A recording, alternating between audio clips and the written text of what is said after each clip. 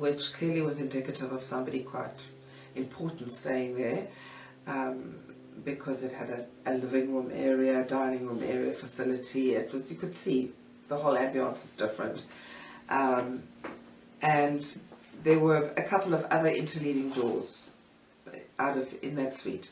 There were two couches. The couch that was facing me, I recall seeing Dick Capri, the comedian from the performance the night before,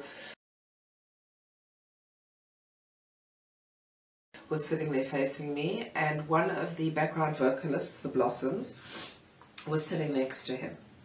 And with her back to me, there was a blonde lady sitting on a couch, and at an occasional table on the left-hand side of entering the room was a pretty plumpish sort of guy, but a young guy that was sitting there with brown curly hair. I felt a little bit uncomfortable, and all these people in there.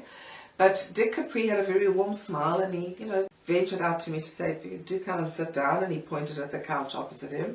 And I went and I sat down, and I felt quite intimidated by all these older people around me. Anyhow, and I thought, well, let's get all brave, and I looked at the lady sitting to my right, the blonde lady, and I thought I'd recognized her from one of our newspaper clippings.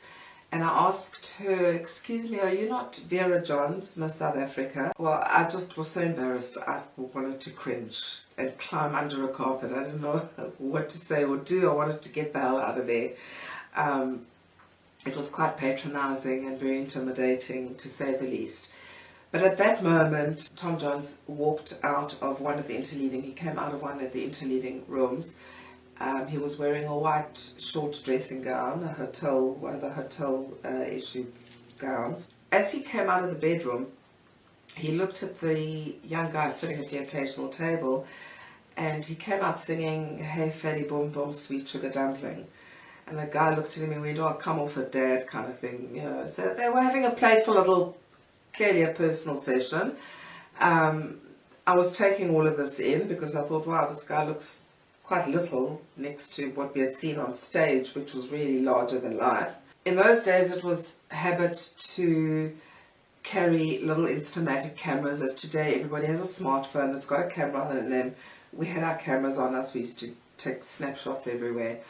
And I asked the young guy, which I know today is Mark Woodward, Tom Jones' son. Tom Jones has made his way out onto the balcony, onto the veranda, and we followed him out. And a couple of photographs were taken. The first photograph was taken, and I was a little bit nervous and incredibly shy.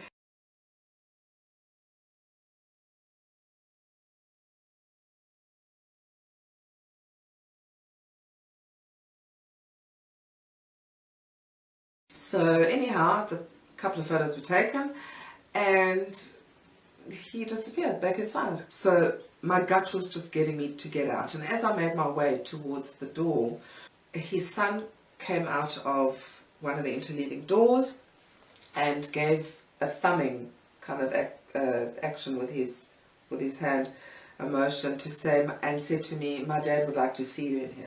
I didn't know what in here was, so I went in, and clearly it was Tom Jones's private bedroom. And I went inside. He was wearing his gown, and he offered me, he had a bottle of Dom Perignon Champagne. I didn't know what that was at the time. I just saw this glass of bubbly and sparkly, what looked like a soda, in a glass. And he said to me, would you care for something to drink? And he handed me the glass. And at that age, one feels like, you need to kind of feel a little bit with the crowd sort of thing. So I went, okay, and I took a sip of this, and it was the most vile tasting thing I've ever had. I've never tasted alcohol, so it was just disgusting. And all I wanted to do was get it down in one gulp, like just get rid of it and get it out of the way, which I did, not realizing that I was now drinking alcohol. And at that age, I don't know, it was the first time in my life. So I gulped it down, and he followed with another glass, And he kept telling me how lovely I was, and you have such beautiful eyes, and I really, really like you. And he carried on with this sort of flirtatiousness. And before I knew it, it was almost like an immobility had set in already from then.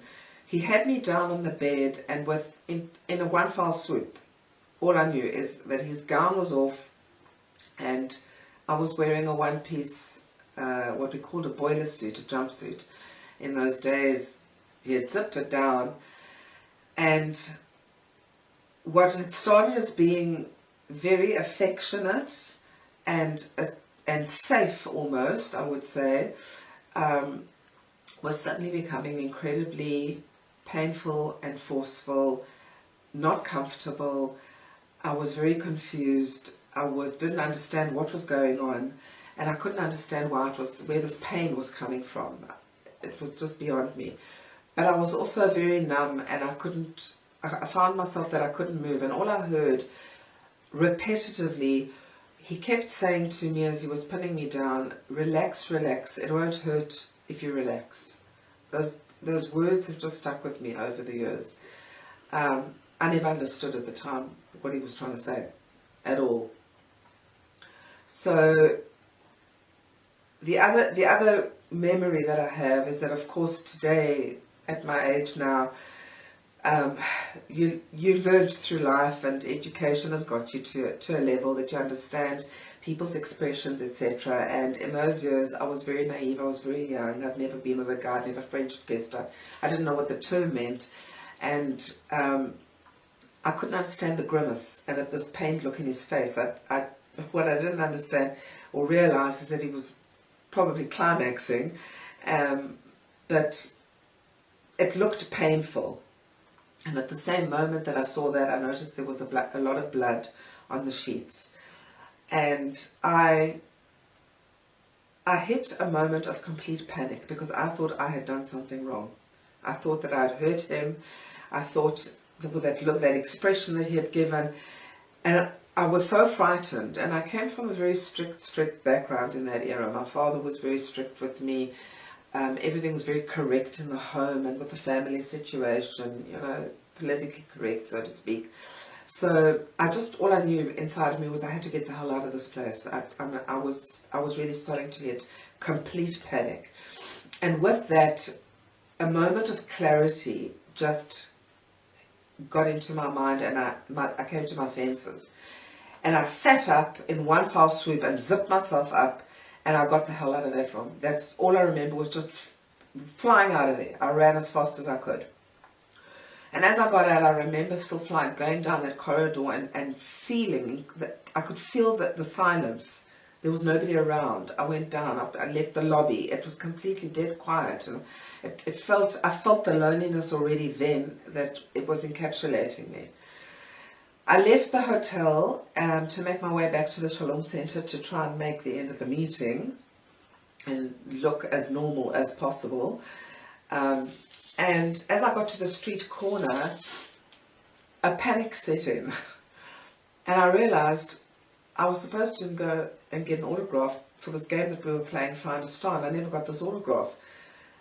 They're going to question me, or what has been going on, where have I been for the last hour, whatever it was. I hit another panic zone. So I did the ridiculous. I turned around and I went back. I went back, and this time I didn't even ask any questions. I went straight up to the elevator, walked straight in, pressed number 6. I went straight upstairs, knocked on his door, and he answered the door himself. There was nobody around. And I looked at him, and even today I feel that little girl looking up at that older person. I looked at him and I went, "May I have your autograph, please?" Today I feel like an idiot when I think about it, because I mean of what went down. And he cupped my face affectionately and said, "Of course you can." You know, he was just very, very warm, and he went over to a desk and he took some stationery, hotel stationery that they always have there, and he signed to Orna with love, Tom Jones. And I looked at him and I said, can I write you? And he said, of course you can. And he mentioned number 1 Rockefeller Plaza, New York, New York. And I still thought confusing, why is he repeating New York twice? I didn't understand any of this. All I knew was like I was now in a swooning Cinderella mode. Don't know what had happened earlier. All that pain, there was blood. I didn't want him to see it. There was some that was on my boiler suit. And I was just praying that he wasn't going to see this. I just recognized the fact, autograph. That was all that was in my mind. And I got up and I just walked back out. I went back to the Shalom Center. And obviously the meeting was over by that stage. My father was out there. He was waiting to pick me up and give me a ride home. And I tried to behave as ordinarily as possible, feeling the inebriation still, feeling the confusion, feeling empty, lonely, vulnerable, not sure what to do, what to say, trying to process what had just happened. Anyhow, and as it would, we landed up back at home, and the usual Sunday evening after the Nakiva would get into, as kids, we'd shower at home, and you know, before bedtime. And I had my shower and I walked into my mom's room where we would, as habit, would have a dry hair in their room. In those days she had the hairdryer in that room. And I sat down drying my hair, and my mother walked in and she suddenly looked at me and she said, what the hell happened to you? And I said, why? And she said, look at you. And she was pointing. And I looked down and I was covered in bruises. I was black and blue. I had bruises all over my body. I had bruises all over my groin area, my neck. I had hand imprints on my arm. And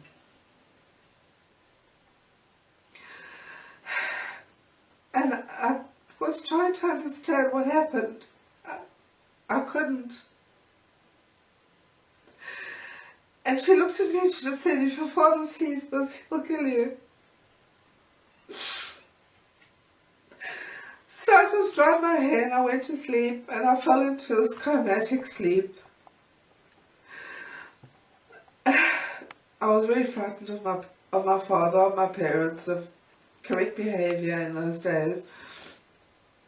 And I went to sleep, and I woke up the next day, and it was just as if nothing had happened at home. Everything was just brushed under the carpet. Nothing was spoken about. I got dressed to school. We were wearing long shirts in those days, that type of thing, so everything was okay. I mean, you were well hidden with bruising, etc. And I told a couple of friends, I was trying to tell them what happened, but it kind of went over their heads. Most of them were behaving more in a sense of, oh wow, you met Tom Jones, you got his autograph, oh my God, he kissed you, you're so fortunate, you're so lucky. Some of them got jealous. They'd seen me on the balcony having photographs taken. So in my mind I was completely confused as to how to process this. Was it a good thing? Was it a bad thing? What actually happened? And it was very difficult for me because you couldn't, the more I try to speak about it or to try and explain to anybody the loss of innocence at that time, and to try and make head or tail of what had just happened, nobody would hear me. Nobody would hear me. I was either treated way above and beyond and became the popular girl in the class and at school. I wrote to him like a bloody idiot, I don't know how many times throughout the year. Of course, to no response, to no avail.